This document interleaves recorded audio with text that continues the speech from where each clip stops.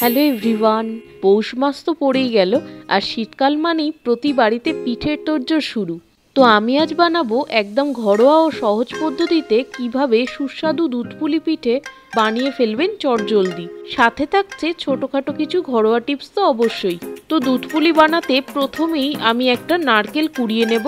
খুব বেশি মিহি যদি চান কোড়ানোর পর একবার মিক্সিতে ঘুরিয়ে নিতেও পারেন। এরপর কোড়ানো নারকেলটাতে আমি 3 চামচ চিনি দিয়ে ভালো করে মিশিয়ে নেব। আপনারা চাইলে স্বাদ অনুযায়ী এখানে গুড়ও ব্যবহার করতে পারেন, আমি পরে গুড় ব্যবহার করব। এরপর একটা শুকনো কড়াই গরম হলে নারকেলটা দিয়ে ভালো করে বেশ কিছুক্ষণ নাড়িয়ে নেব। এরপর দুটো গোটা এলাচ ফাটিয়ে দিয়ে দেব। আর টেস্ট বাড়ানোর জন্য 1 চামচ লিকুইড দুধের সাথে 1 চামচ গুঁড়ো দুধ মিশিয়ে নিয়ে দিলে বেশ ভালো লাগে। দুধটা নারকেলের সাথে বেশ ভালো করে মিশে গেলে এরপর দেব গুড়। আপনাদের কাছে আশা করি লিকুইড নোলেন গুড় তো থাকবেই, আর তা না পেলে দেবেন পাটালি গুড়। আমার এখানে মুম্বাইতে অবশ্য ঝোলা গুড় পাওয়া একটু ডিফিকাল্ট, তাই আমি পাটালি গুড়ই ব্যবহার করব। তবে নোলেন গুড়ের অর্ডার করেছি কলকাতা থেকে, আজকালের মধ্যেই এসে যাবে। আমি এখানে 1 চামচ মিঠাই মেট ব্যবহার করেছি, এটা অপশনাল। এরপর ভালো করে পাক হয়ে গেলে পুর আমাদের রেডি। এবারে চালের গুঁড়িটা মেখে নেব। এর জন্য আমি বাজার থেকে কেনা চালের গুঁড়ি ইউজ করেছি। আপনারা চাইলে চাল ভিজিয়ে রেখে বেটে নিতেও পারেন।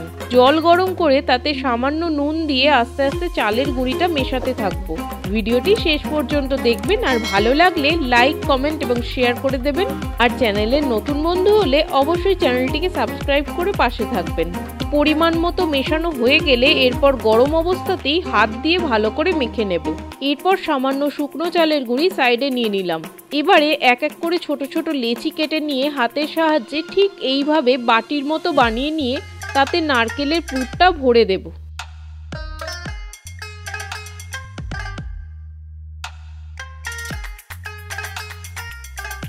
এবারে এইভাবে মুড়ে পিঠের শেপটা দিয়ে নেব। এই শেপটা কিন্তু চিরাচরিত সেই পুরনো দিনের শেপটা। এটা আমার মা, দিদা সকলকেই দেখেছি এই শেপটা দিতে, আর আমি অনেক ছোট থেকে এই শেপটাই দিয়ে আসি পিঠেতে। আপনারা আপনাদের মনের মতো বা যে শেপটা সহজ মনে হবে সেটাই দেবেন। এর সাথে সাথে আমি আরও কয়েকটা শেপও বানিয়ে নেব।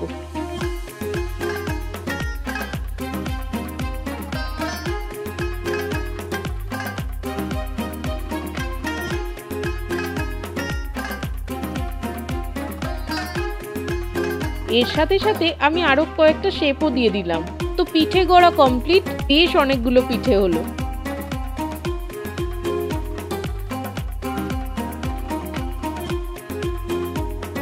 এবারে 500 গ্রাম দুধ একটা পাত্রে ঢেলে নিয়ে গরম করতে বসিয়ে দিলাম।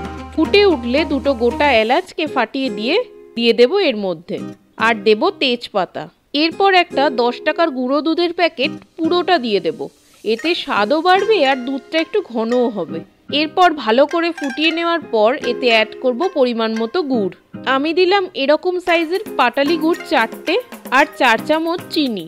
আপনাদের কাছে লিকুইড খেজুর গুড় থাকলে পুরোটাই গুড় দিয়েই করতে পারেন। এরপর চিনি ও গুড় ভালোভাবে মিশে গেলে করে রাখা পিঠেগুলোকে এক এক করে এই দুধের মধ্যে দিয়ে দেব। সাবধানে দিতে হবে যাতে ভেঙে না যায়।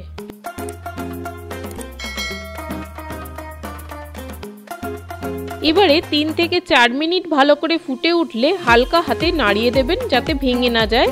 দেখবেন দুধটাও বেশ ঘন হয়ে এসেছে। খেয়াল রাখবেন বেশিক্ষণ ফুটলে কিন্তু পিঠে শক্ত হয়ে যায়, তাই টাইম মতো দেখে নামিয়ে নেবেন। রেডি আমাদের আজকের সুস্বাদু দুধপুলি পিঠে। এবারে সার্ভ করার পালা।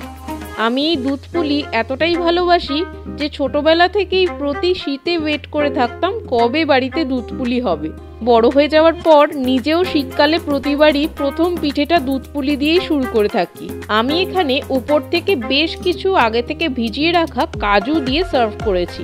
আপনারা চাইলে উপর থেকে নিজেদের ইচ্ছা মতো ড্রাই ফ্রুটস দিয়ে সার্ভ করতে পারেন। চলুন একটা কেটে দেখা যাক। বেশ নরম হয়েছে, খেতেও কিন্তু অসাধারণ হয়েছিল। আপনারাও বাড়িতে অবশ্যই এই শীতকাল থাকতে থাকতেই একদিন বানিয়ে ফেলুন। সবাই ভালো থাকবেন, সুস্থ থাকবেন। ভিডিওটি ভালো লাগলে লাইক, কমেন্ট, শেয়ার এবং সাবস্ক্রাইব করে দেবেন। দেখা হবে নেক্সট ভিডিওতে। আজকের মতো আসি। ধন্যবাদ।